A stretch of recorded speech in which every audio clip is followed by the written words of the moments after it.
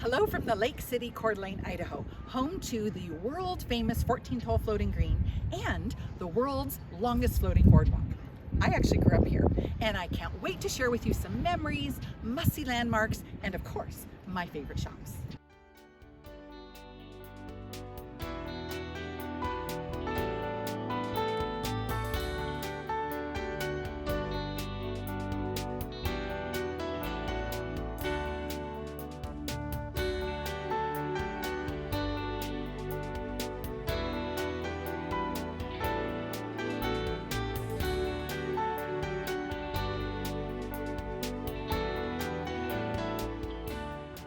Hi friends, I'm Ms. World Traveler Kerry Damiano, and I'm taking you on an adventure to discover style, design, fashion, art, and antiques in great shopping destinations across the country and around the world.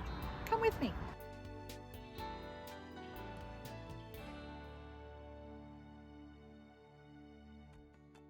Named after a tribe of Native Americans that French-Canadian fur trappers called the Coeur d'Alene people, the first thing you'll notice, besides its incredible beauty, is Lake Coeur d'Alene, which covers nearly 50 square miles and boasts over 100 miles of shoreline.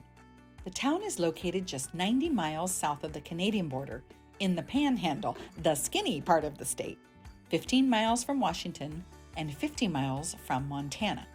Tourism is the big industry here, and it's not hard to see why.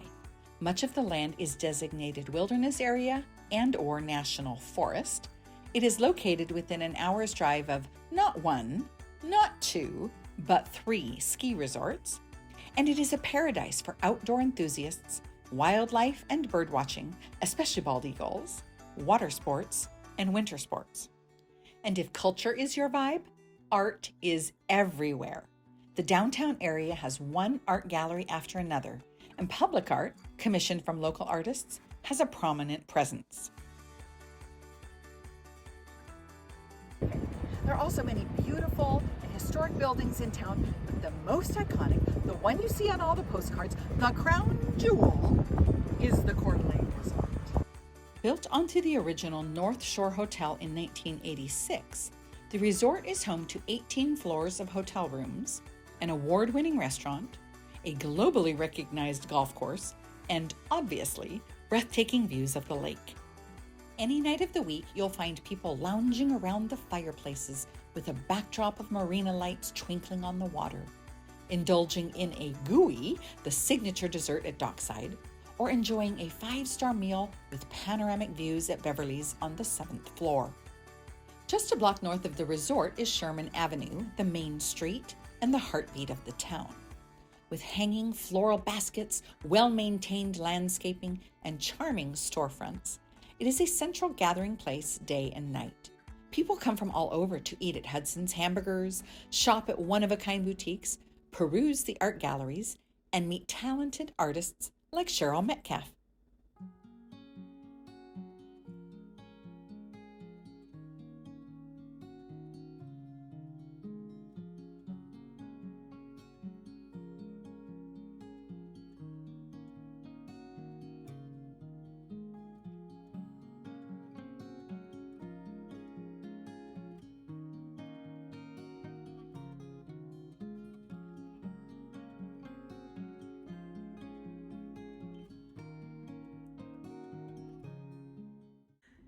So Cheryl, you have a very interesting story of how you got into being a sculptor. So go back to the beginning and tell me what brought this on. I saw this gal, Mickey Makes, and she introduced me to the class.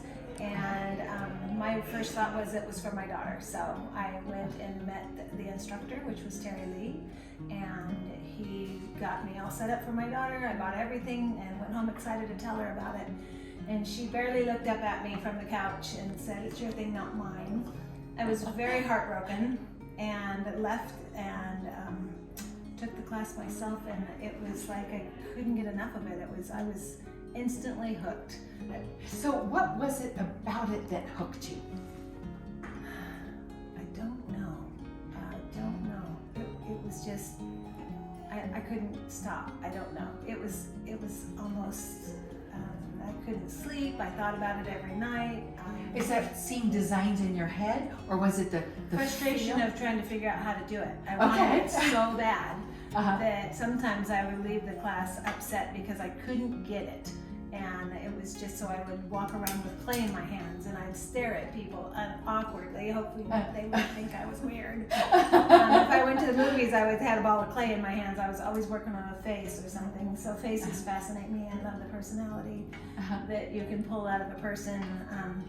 So to this day, I call it now I'm kind of thinking about 15 years of Tuesdays has gotten me to this year.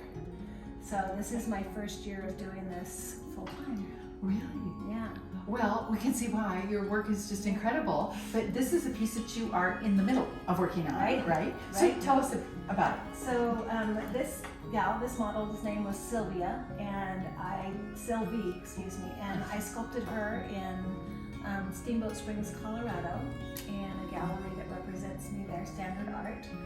And I was behind a sheer curtain and a bright light on myself and the model, and I had 3 hours.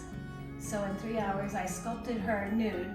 So there were a lot of people in the gallery, they all could watch. So about every 20-25 minutes, she'd come out, take a break, put her robe on, of course, and I'd bring the piece out so everybody could see the progress. So in 3 hours, I got her completely sculpted. So, wow. So Destin, the owner of the gallery, would like it to go further, and I turned her into Western, and he's really pleased with that. So I'm still putting my touch on it. So you said you're drawn to faces.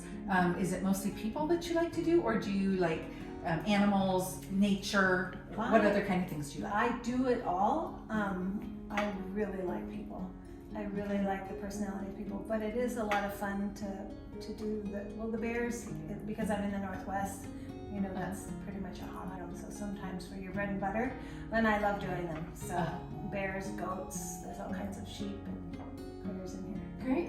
So we're gonna have you maybe take us around and show us some of your other favorite pieces. Okay. Some of my favorite pieces are class pieces. So pieces like this gal, and her name is Salome, if anybody follows scripture. That's John the Baptist. Yes, I recognize the John the Baptist head. This is an older piece when I wasn't having to teach, and I'm actually brought it back in. I want to rework it so it's shotgun. It'll be an anatomy study depending on where it's at. So you can see it's just a skull here. I've pulled him back here, so it'll be a muscle study. It'll be some places where he'll be finished as just himself. And a friend of mine brought her relative to me, and a little girl, and the story behind Elena was that mom wasn't well. She went to the doctor, and the doctor told her first that she was pregnant, and second that she had cancer. So, and they asked her to abort. So they to start the chemo, and they said no. She said no, I won't do that. So she opted to forego the treatment, have the baby, and started the treatment. So she fought the cancers and won. She got her baby, and had she not been pregnant, so she wasn't feeling well because she was pregnant, not the cancer. So if she hadn't been pregnant with her angel, Elena, she wouldn't have known she had cancer. So it was a really heartwarming story.